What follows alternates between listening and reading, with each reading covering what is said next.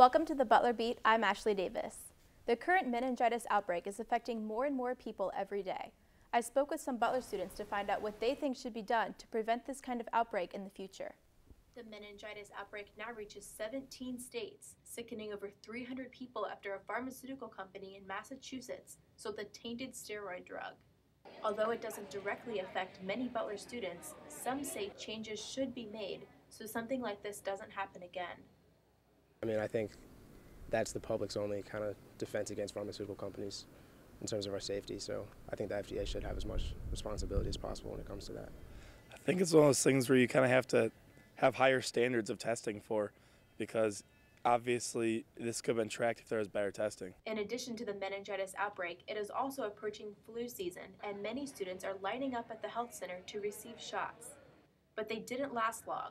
This week was the last opportunity for students to receive free shots from the HRC.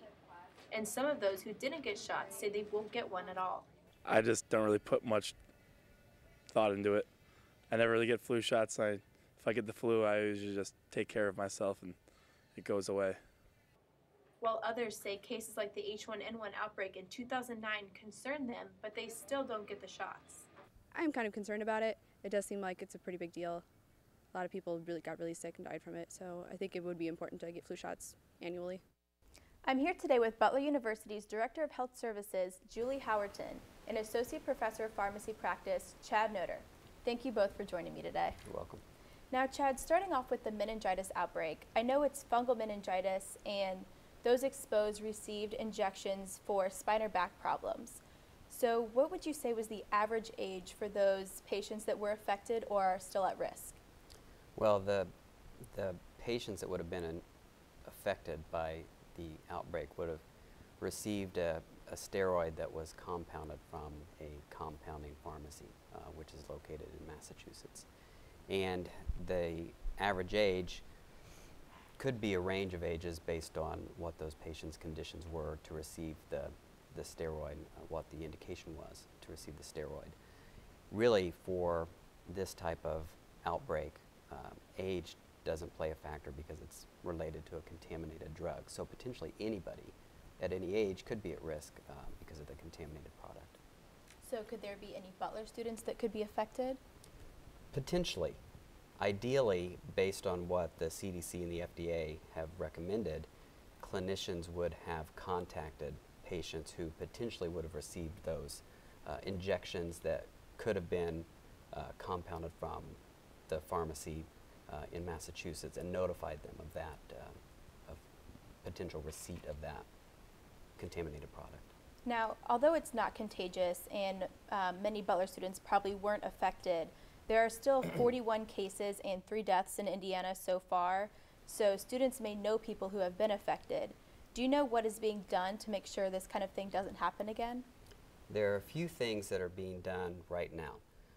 The immediate thing that the FDA, the Food and Drug Administration, has done is they have issued a recall statement to recall all of the products that have been manufactured by the pharmacy, the NECC. And it's a voluntary recall, so what this means is that any clinicians or providers who have current stock of the medication voluntarily would return that to the FDA or withhold its use and not give it again. So that's the one immediate thing that the FDA has done. An additional thing that's being done is to investigate how this happened, investigate what the process and procedures were within the pharmacy that would lead to the compounding of a contaminated product. What is known is that the pharmacy is compounds high-risk medications. In other words, they take powdered drug medication, compound them into a liquid injectable medication. And so I think the next step is to figure out what process or procedure breakdown may have led to contamination of the product. Now, as you mentioned, the company is the New England Compounding Center, and I know that the Food and Drug Administration has limited authority over what these companies can produce. So do you think more could or should be done to prevent these kind of outbreaks?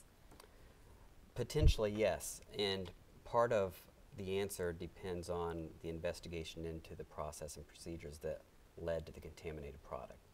One thing that is known, in addition to the recall and the suspension of use of the product, is that many states, including Indiana as well as Massachusetts, are looking to suspend that pharmacy's license temporarily to prevent use of any product from that pharmacy to be given to patients. The next step then potentially would be to not allow that pharmacy to regain a pharmacy license to be able to compound those medications. There have been a few different reports related to the investigation that have stated that this pharmacy with this particular product, which was a drug called methylprednisolone, which is a steroid, the pharmacy submitted samples from the product lot for sterility testing to an outside lab based in Oklahoma to test that product for any contamination. This was in May, so May of 2012. And the results of that test demonstrated that those samples that were sent were not contaminated with the fungus that's been associated with the outbreak.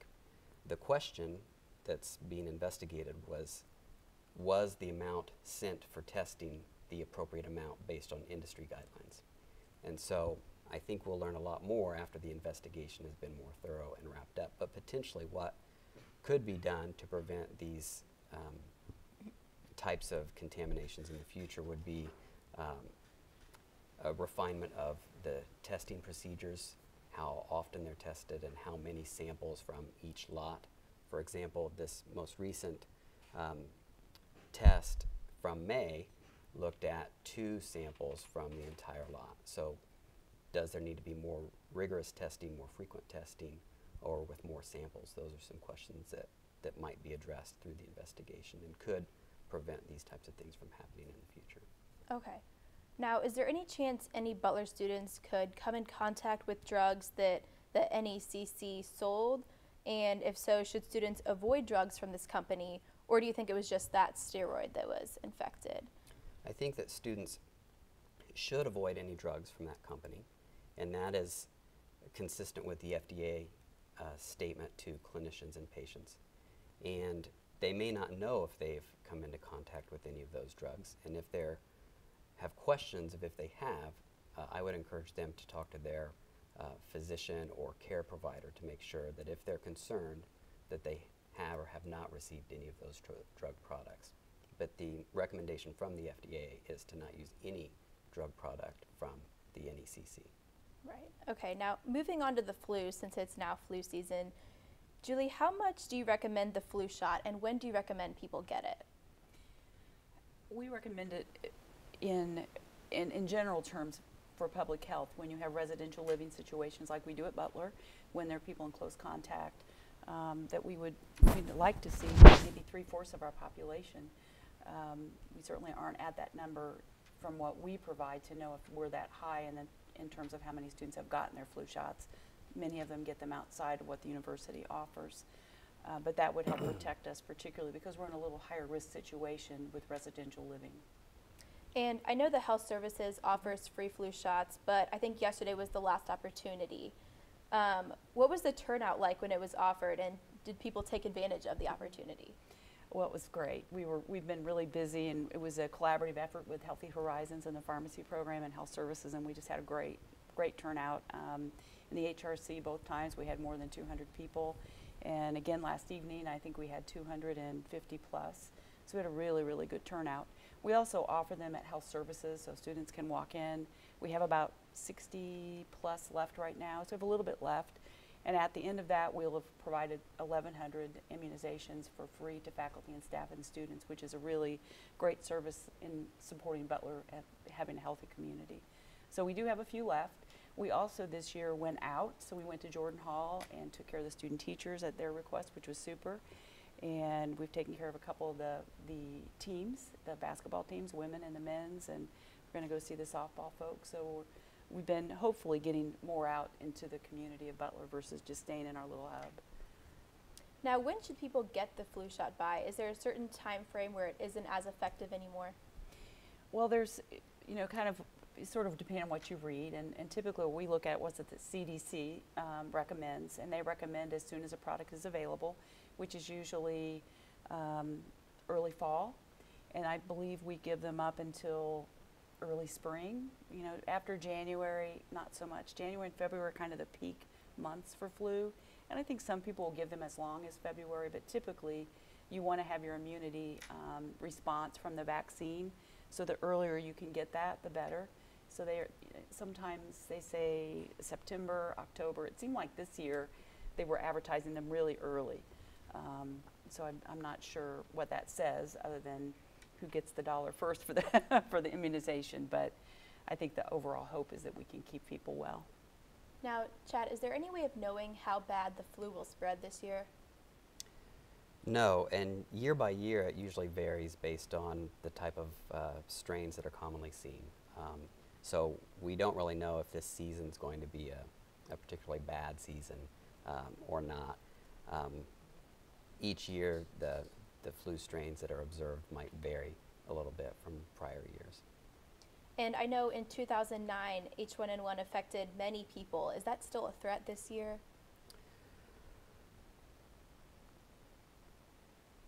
I don't know if this year it's as much of a threat as it has been in previous years. What we generally say as we encounter each new flu season, though, is encourage individuals to get flu shots to kind of protect themselves from known strains and boost their immunity and potentially prevent getting sick or ill from the flu. And does the flu shot protect against H1N1? Each year, I'm sorry to interrupt you, each year the flu shot varies based on strains that are observed in previous years. So each year the individual types of flu vaccinations may vary based on the individual strains that are contained within that individual or particular lot of flu shots, if you will. Now, this year, how many different strains of the flu are there? In the flu shot, there are usually 3 different strains of the influenza virus contained within the vaccination. And I don't remember off the top of my head what individual strains are contained within the immunization for this season. And Julie, many Butler students study abroad. How much do you recommend getting a flu vaccination before they travel? Is that something that you would recommend? I think that anytime, particularly if you're on the air flight, again, you're in that condensed respiratory kind of situation, it would be beneficial. The strains of flu are regional, so what we have in the United States may be different than what may be in other countries where they travel. But it would always be beneficial, I think, for them to protect themselves, regardless of where they were traveling, for the strains that we know are common to our region. They could investigate where they're traveling when they go to travel clinics, and they'll frequently then immunize them for the region that they're traveling to. Okay, so the flu shot that they would get would cover viruses in other parts of the world then? If they went to a travel clinic, that's a possibility, and they could find that out by contacting they're called travel clinics in Marion County. And what can students who are studying abroad do if they get the flu while they're away? It would be similar to if they were here. They would seek medical treatment if they saw that their fever was persistent, or they had a lot of vomiting or diarrhea and thought they were getting dehydrated. I don't know that the treatment would really be any different in terms of their insurance. Might vary because they're abroad, but typically the insurance that's required here on campus would cover them in terms of their care abroad as well. But I don't think the treatment would necessarily change. And Chad, what groups of people are at the highest risk for getting the flu? Well, generally the way I consider risk groups, the young and the old are at high risk for getting particularly sick with the flu. People who might be immunocompromised for a variety of reasons would also be at high risk for getting the flu. Certainly people who have not received immunization, who are kind of in close contact with people who might have the flu, would then also be at high risk, so we always encourage people to get their flu shots. But those are the broad categories that I think of off the top of my head immediately that are highest risk. I could add a couple to that, if that's okay. Pregnancy is typically a place where they like the family to be immunized if there's going to be a new baby or if someone's pregnant. If they have another chronic illness, diabetes, asthma, other kind of secondary types of chronic disease, physicians will typically recommend that they have a flu vaccine. Okay, well, thank you both for joining me today. I appreciate your time. For more information about the flu, you can visit www.cdc.gov/flu. I'm Ashley Davis. Thank you for joining me on the Butler Beat. On our next segment, Jill McCarter will talk with Butler's Coordinator of Health Education and Outreach Programs about the pressures to be thin on a college campus.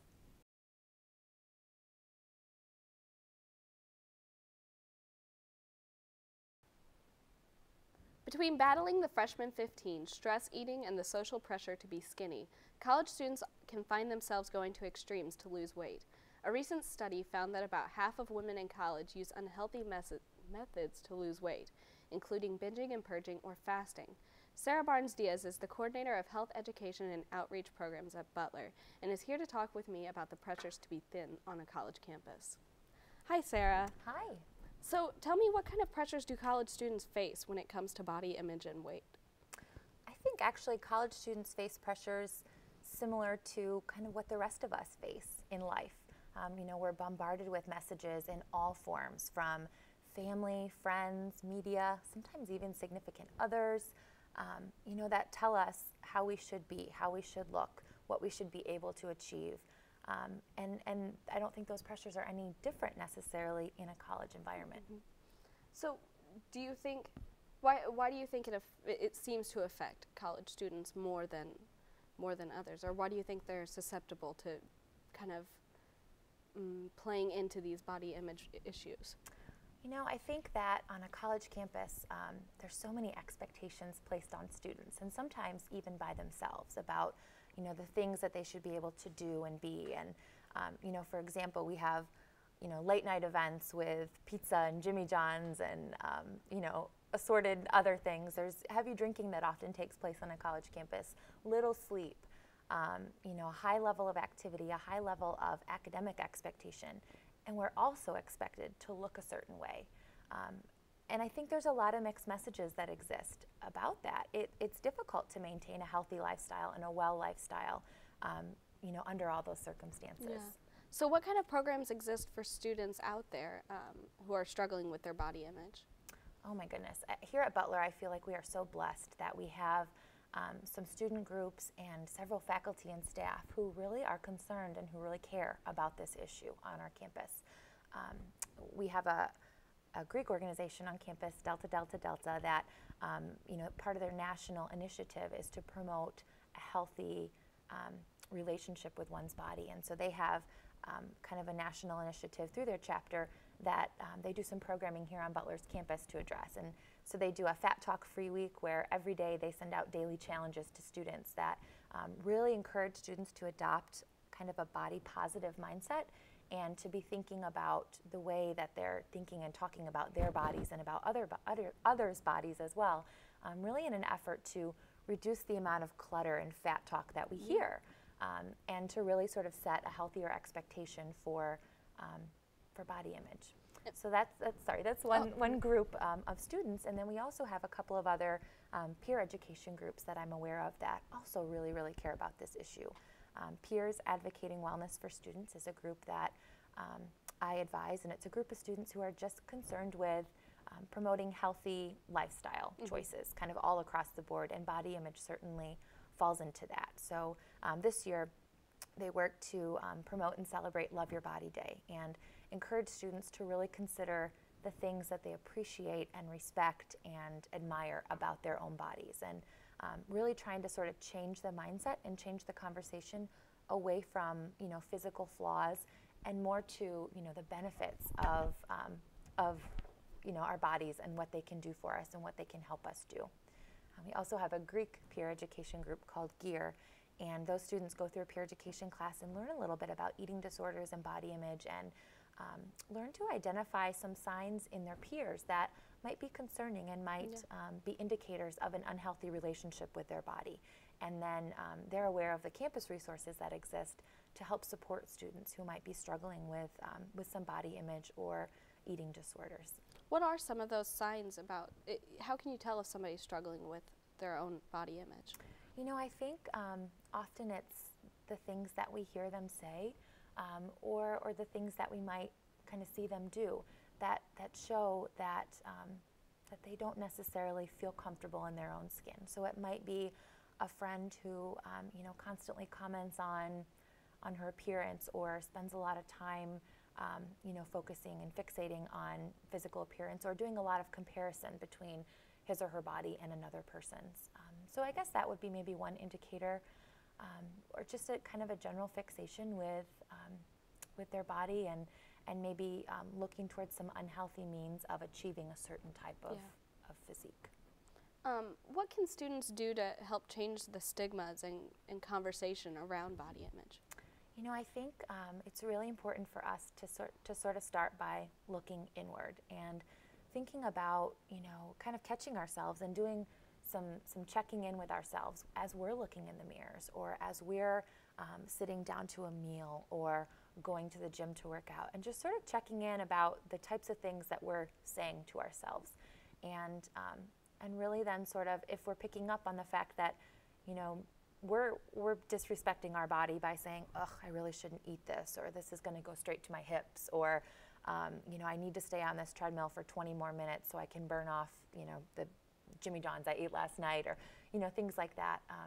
Really that we're sort of checking in and checking ourselves with those conversations and make sure that, you know, if we're looking to make changes, that it's to improve our health and not necessarily to, you know, drastically change our body. Why do you think this is something that we should be talking about? I think, you know, it's something to talk about because it really is an issue in our society and also on our campus. You know, I think probably we can all identify, you know, maybe thoughts that we have or things that we might see in our friends or peers on campus that, you know, we wish they didn't have to feel that way. And I think that, you know, we were all born in the bodies that we were born into, and it's our job to use them in the best way possible and, you know, to honor them as well. Mm-hmm. If a student knows of someone who maybe they're concerned about, what can they do or what should they do? You know, I think that we have some really phenomenal resources within our counseling center. If there's a student on campus who we're really concerned about, and you know, our counseling center staff are well trained to have conversations with students and sort of kind of help unpack some of those thoughts that they might, you know, have packaged away somewhere in there, and to sort of help students talk about some of the things that they're thinking and feeling, and then to develop some strategies towards, you know, identifying things that they like about their body and steps that they can take towards wellness. Yeah. And I know there are counseling sessions available. Are those free and confidential? Yes, yes. The services within the counseling center are free and confidential, with the exception of psychiatry services and substance abuse treatment services. But you know, any services related towards, related to eating disorders or body image would fall into that free and confidential category. Yeah. So a student could simply call the counseling center and set up an appointment, or could stop by and set up an appointment and just start the conversation with somebody about, you know, some of the things that they're thinking and feeling. And it's also important to know that a friend could do the same thing. Our counseling center is actually called Counseling and Consultation Services because they do consultations. So, for example, if you were concerned about a friend, you could simply call up, schedule an appointment, and talk with a counselor about the best way for you to approach that friend and how to do that in the most caring way possible. Yeah. And what's your role throughout this process and helping students with their body image? You know, I have a really fun job in the sense that I get to work with students who are passionate about a variety of things. And oftentimes in pause meetings, for example, we kind of go around the room and just check in with people, you know, and ask kind of what's the thing that you really want to tackle on Butler's campus. And so often we hear body image from women and also from men.